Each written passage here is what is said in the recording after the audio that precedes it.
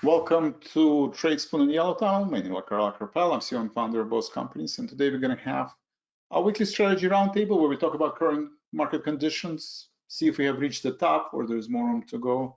What are the strategies that work? For those of you who are new, welcome. This is my brief bio. You guys are returning subscribers. For those of you who are new, unique proposition for Yellow Tunnel is that my name is Vlad Carpel.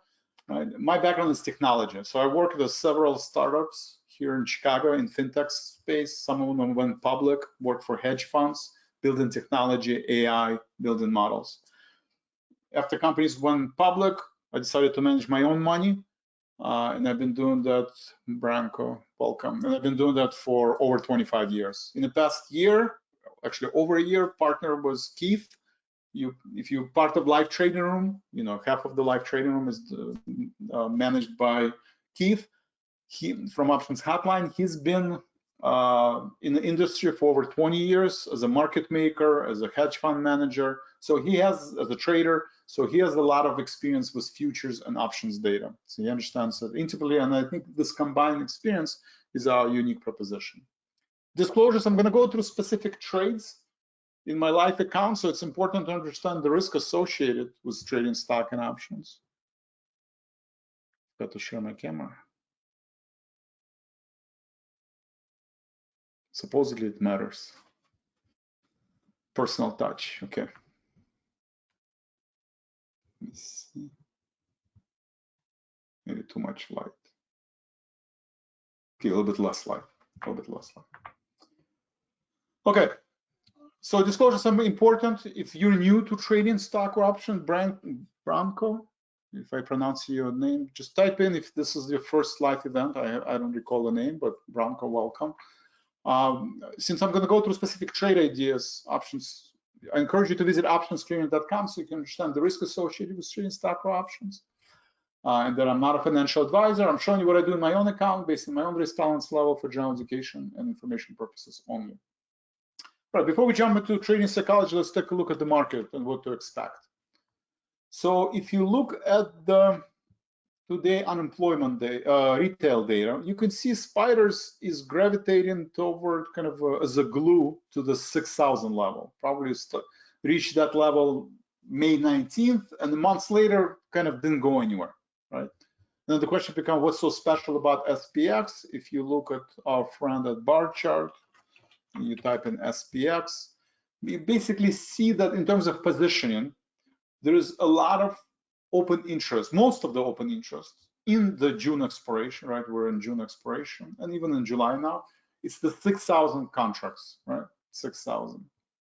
So even if you look at July 18, we're still, most of the positioning is at 6,000 level. So that's the level where the market is kind of glued.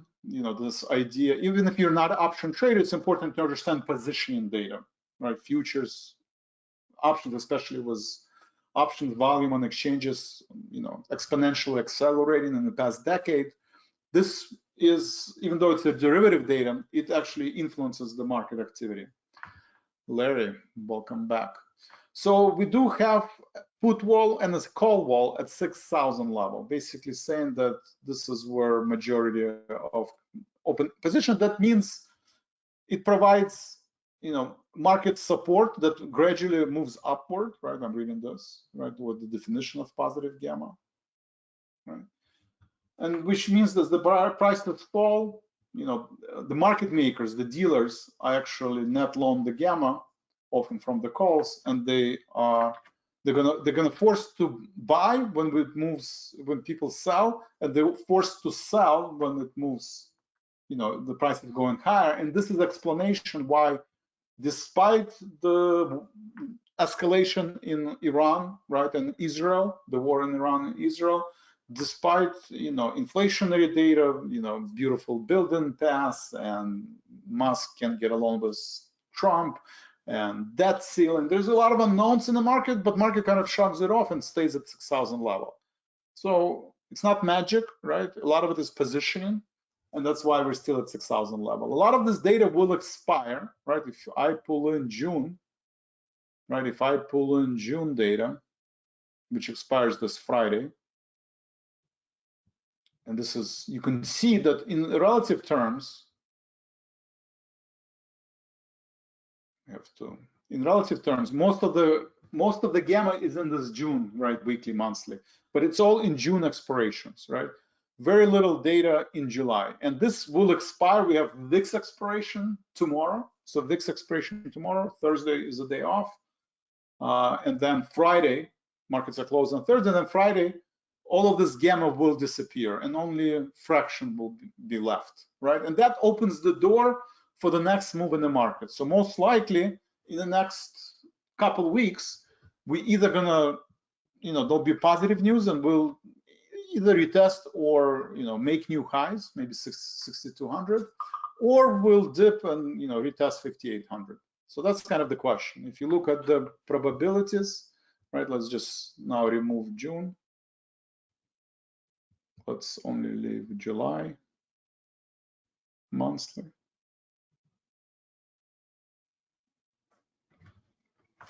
So you look at one standard deviation, right? I'm looking at the one standard deviation move, right? I can look at spiders. A lot of people are more comfortable with spiders. Spiders is a little bit different, but let's look. So gamma is at 600, right? Supported at 600. Call wall is 600, and put wall is 590. So put wall is 590, call one is 600. So one standard deviation, we're at 620, right? That's what we talked about. So once all of that positioning expires, right? So case number one, we are taking out new highs and we continue going to higher, right? Maybe Iran and Israel will sign a peace agreement, and Iran will never, abandons their desire to get nuclear bomb, right? And that would be positive. Maybe, Russia and Ukraine will sign, peace agreement. Maybe China and the United States will, solidify their, agreement on the tariffs, right? So then you have reaction number one, right? We're above 620. This is one standard deviation, right? This is one standard deviation move based on supply and demand for options data. And then same thing, we talked about 580, right? 580, big support at 580. Maybe unemployment data ticks up, right? Maybe tomorrow we have FOMC meeting, right? Maybe Powell will say, listen, inflation data is going higher, right? Tariffs provides some inflationary pressure that we haven't seen before, so we're going to raise rates, right? We're going to raise interest rates. Well, then market will probably drop below 580, right? If he doesn't say that, then let's do this scenario too. If he doesn't say that, that's scenario number two. We're just trading in the range, right, based on bell-shaped distribution curve. I think of trading as a bell-shaped distribution curve. So this is one sigma move, which happens. So 70% of the time, we trade in this range, right? This is going to be, maybe one standard deviation. I don't know, 5-10% of the time we're going to drop to 560, and 5% of the time, 10% of the time, we're going to, get to 640, right? So how many of you say one? We're making all-time high, right? We're dancing around 600. Gamma expires. Positive news. We're going to the next earnings season. AI revolution. Everybody's printing money. And one. Two, you basically say, well, for every positive news, there is unknowns, right? Debt ceiling. Right now, U.S. government cannot issue debt because of the debt ceiling, but that will be lifted soon, and that might create some liquidity, might dry out, right, in the repo market, right, and some dislocations in the bond market. Everybody's watching bond market. So that's scenario number two, and then scenario number three, signs of recession, whatever they are. Maybe escalation in war between, maybe United States gets involved in the war, maybe oil production, the Strait of Hormuz, keep forgetting, but this, Persian Gulf gets closed, right? And Iraq, Iran cannot, and UAE cannot send oil, right? So you have some oil crisis, right? And then we have three, right? So how many of you say one? It's going to be moved to the right beyond one standard deviation. Two, no based on statistics, we should be between 520, 580 and 620 going into, end of June, end of July. And 3, we're going to take out 580 and drop to 560. And you say 1, Alex, welcome. Branko, welcome. What do you guys think? Why am I doing this, right? Why are we doing this? That would be a great question. Trading is about distribution of possible outcomes, right? You look at the statistics, you look where the stocks are going, and based on statistics, you can say, okay, it goes 1 standard deviation 1 left or stays in the middle. And based on that, you can devise different strategies using stock, options, futures. So whether you're a day trader or long-term trader or medium-term trader, you have to go through these positive and negative visualization exercises. Why? Because size does matter, right? Size does matter, and especially in trading, right? Especially in trading. So everybody talks about position size, right? Position size, and you have to get it right. If you can get the position size right, then you can be a successful trader, right? If you cannot get position size right, which is the most common mistake, right?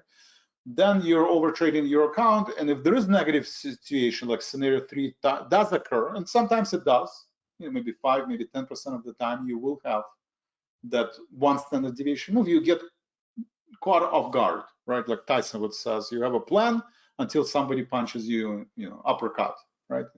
If you never got uppercut, then you have a really good trading plan of how you're gonna, win the match. But as soon as you miss that, your plan goes to waste, right? Trading is the same thing. If you get uppercut, then all your plans are out the door.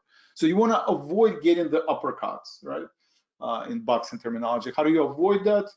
Position size. It's all about position size, and the only way I know how to deal with position size is go through this what-if scenario, right? Positive scenario. Okay, I want my 401k to go to 640, 620.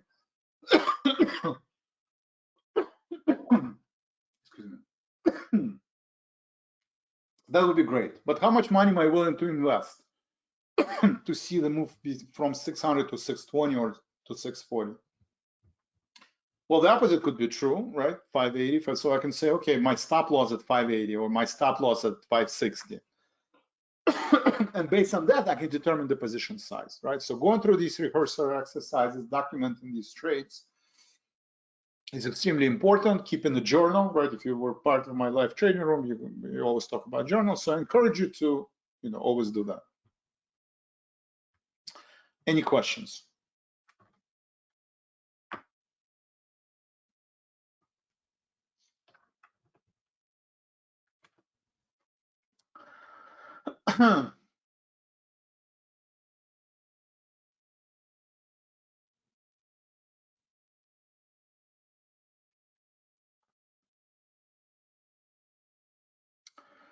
So anybody 1, 2, and 3? Alex, Kevin, Larry, Simon?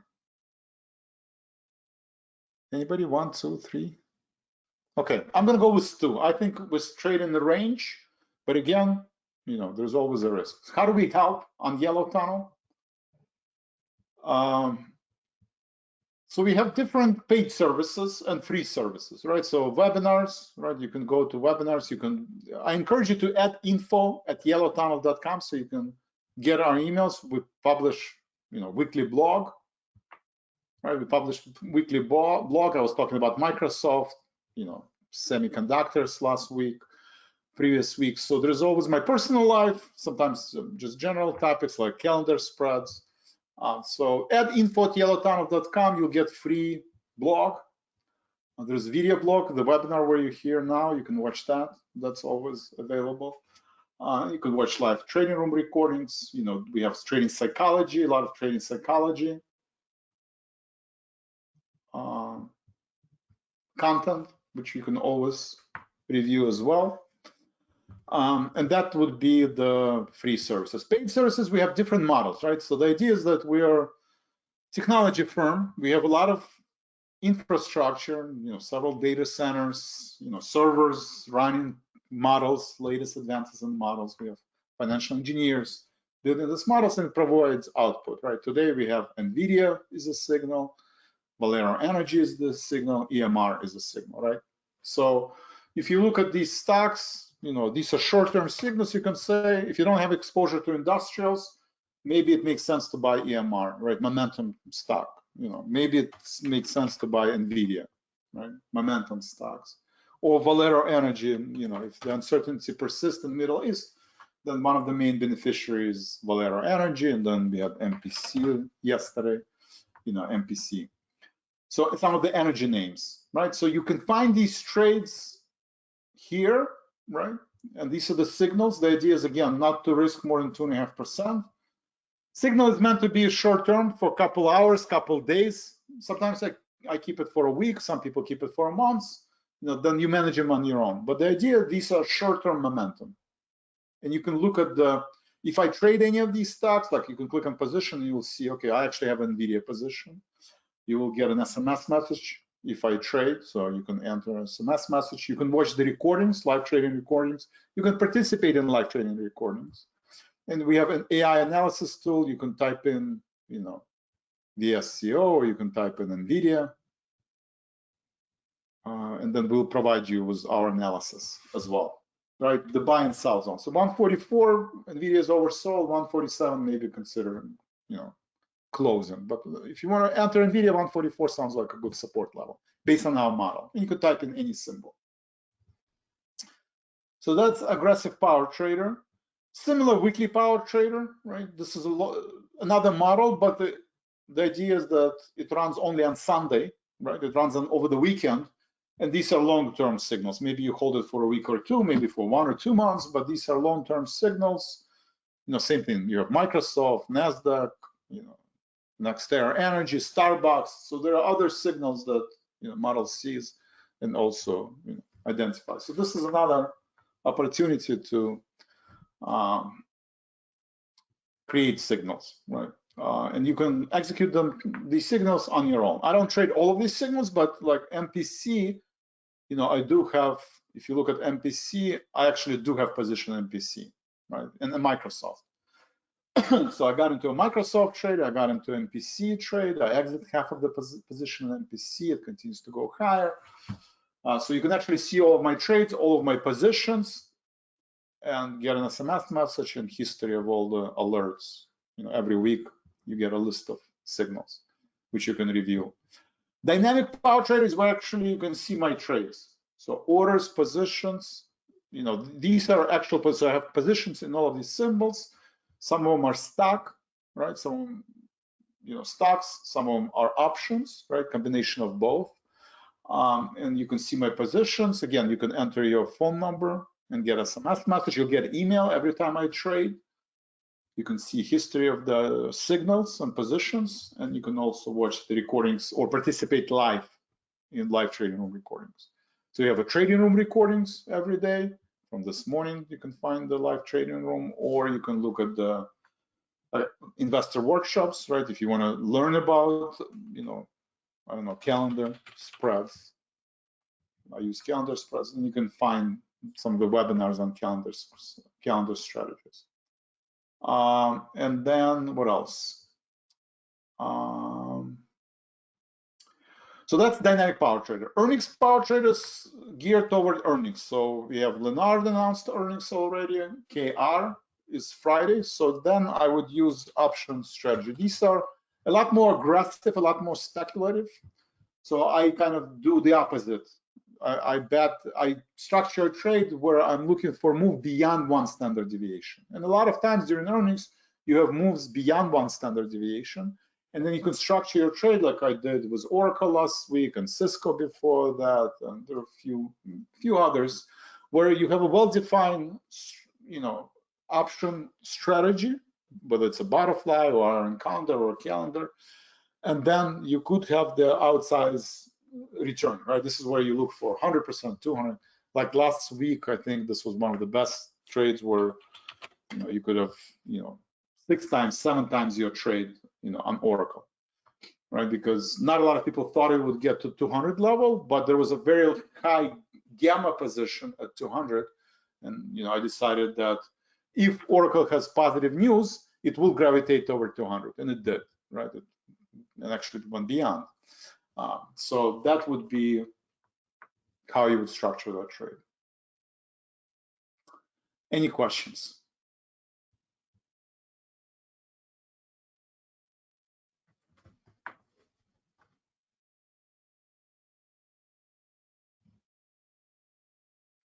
Bill, welcome. So that's earnings power trader, right? So this week KR, so probably do a trade KR on Wednesday. Closing bell, so if you can join in the live trading room, we'll go over that example. Actually, Keith is doing the closing bell and I'm doing the opening bell. And then finally, if you're just interested with stock trading, then Profit Accelerator, right? Same thing, but most of these trades are my stock, right? So you can see MPC, FCX. These are the latest trades. Same thing. You can go to orders, look at the orders. Close half of MPC position, and you can see all my positions. You can see again, enter a phone number and get SMS message, and you can look at the recordings. Any questions so far? Phil, Dr. Simon, Larry, Kevin, Alex. Any questions? Another stocks. Okay, I can walk through. So we talked about SPX, right? We talked crude oil. We didn't talk about. So obviously geopolitical risk, escalation, de-escalation. Kind of, it's elevated, but didn't break the downtrend. So crude oil is still in a sharp downtrend, but we'll try to break through it, but still below.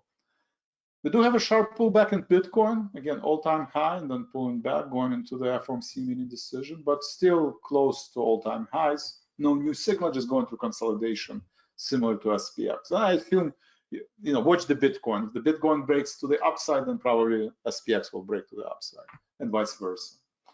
So crude oil, we talked about that.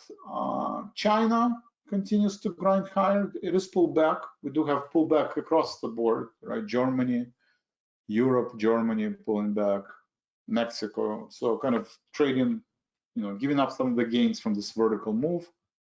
Let's see, dollar, right? And dollar actually rebounding, but weak, very weak position, right? It's breaking down, and there is not much support, right? If you zoom out the weekly chart, there's not much support all the way to maybe 90 level, right? All the way to 2021 low, pre-COVID, not pre-COVID, but right at that COVID, COVID high, COVID low, basically. And that's more of a policy decision, right? New administration, the new beautiful bill, adding trillions of dollars to the debt, Elon Musk, Trump fiasco, but that's kind of a trading away from US, right? Trading away from dollar, because dollar is usually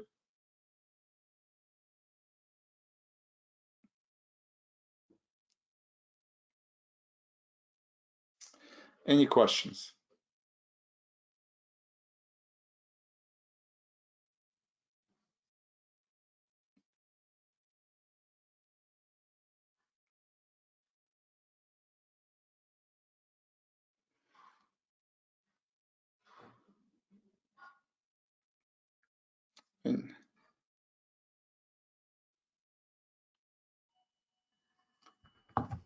All right.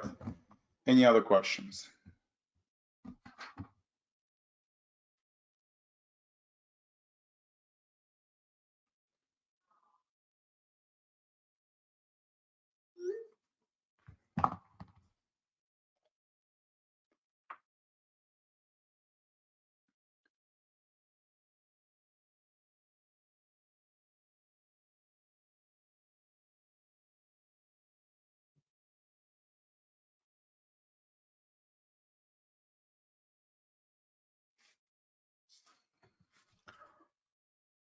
And VIX did jump. So VIX is back to the 21 level. We were at 16 on geopolitical risk.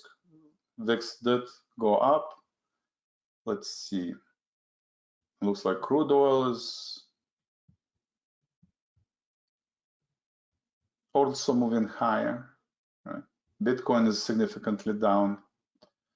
So Europe pulled back. Silver. So silver is breaking out. Precious metals people are, trying to hedge. We have new highs in silver. Silver broke out through the multi-decade highs, right? 32, and now there's really no overhead resistance for silver. So silver has been a good trade. Continues to grind higher. What else? Small caps pulling back today.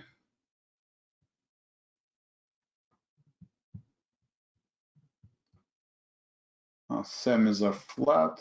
QQQ slightly lower, 60 basis lower, value stock 60 basis. VIX is back to 21. So VIX is getting closer to escalation level for the geopolitical risks, right? On Thursday, Friday, when the war broke out between Iran and Iran and Israel. 10-year yield is actually pulling back. That's about it. All right, any questions? So again, I think the opportunities in the momentum stock, I'm watching MPC is a good, trade. Momentum stock,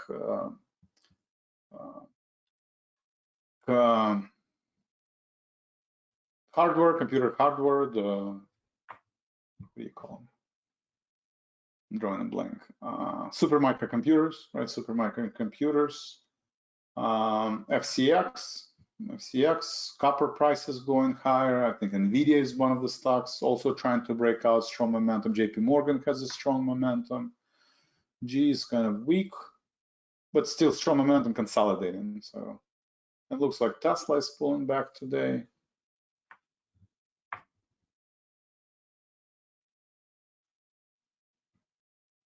Amazon, Apple, Microsoft, Meta, so kind of across the board lower, kind of a risk-off day today. Risk-off day. You have geopolitical risks, and you also have FOMC decision tomorrow, so not a lot of people want to take, be overly bullish. Any questions?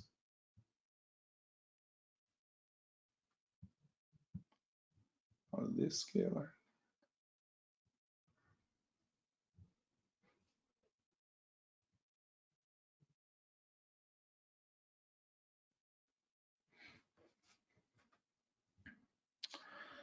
All right, if there are no questions, that's all I wanted to cover today. In terms of homework, some of the things that I always kind of finish these webinars is one is few books to read, Thinking Fast, Thinking Slow, right? That the way we make our decisions, whether it's when there's uncertainty, whether it's trading or any other decisions, but when there's a level of uncertainty, we operate in two different modes: fast, slow, right? Thinking fast, thinking slow. Fight or flight, right? We talked about fight or flight, but this is a lot of studies. Daniel Kahneman got Nobel Prize for prospect theory, right? This is another thing that I would study. Prospect theory that basically says there is asymmetrical relationship between gains and losses. When we make $100, we feel one way. When we lose $100, we feel completely different, right? Like they're saying, for one negative feedback, you're looking for 7 positive feedback to neutralize the effect. Trading is the same way. So it's a behavioral economics. It's a concept that we all experience, right? A lot of people say, let your winners go, continue going higher and cut your losing trades short. And we usually do the opposite because of the prospect theory, right? But this is a theory. There's a lot of content.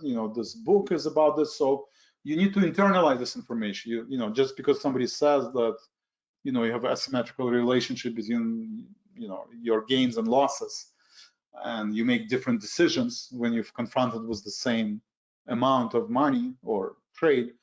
Usually you don't, subconsciously you don't maybe understand it, but it's not internalized. It's not part of your decision-making process. So I encourage you to kind of cover that and review that. All right, if there are no other questions, that's all I have for today. Thank you very much. All eyes on geopolitical risk, Iran and Iraq, in Israel, that could escalate at any moment.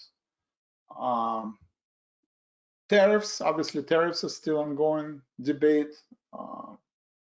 Debt ceiling, beautiful bill getting passed by 4th of July. So there are a lot of uncertainty in the market.